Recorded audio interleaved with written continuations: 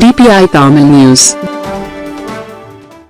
தருமபுரி மேற்கு மாவட்ட திராவிட முன்னேற்றக் கழகத்தின் செயற்குழு கூட்டம் காரிமங்கலத்தில் உள்ள கட்சி அலுவலகத்தில் நடைபெற்றது. தருமபுரி மாவட்டம் காரிமங்கலத்தில் மேற்கு மாவட்ட திமுக செயற்குழு கூட்டம் காரிமங்கலத்தில் உள்ள மாவட்ட கட்சி அலுவலகத்தில் மாவட்ட அவைத் தலைவர் மனோகரன் முன்னாள் சட்டமன்ற உறுப்பினர் தலைமையில் நடைபெற்றது.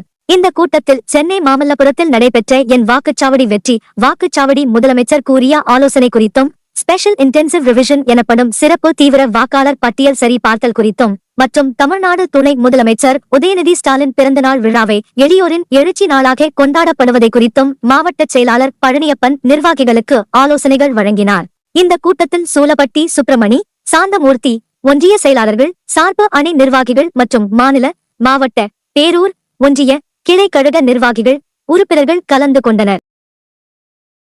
குறும் செய்திகள் உடனுக்குடன் தெரிந்து கொள்ள DPI தமிழ் நியூஸ் சேனலை சப்ஸ்கிரைப் செய்து இணைந்திருங்கள்.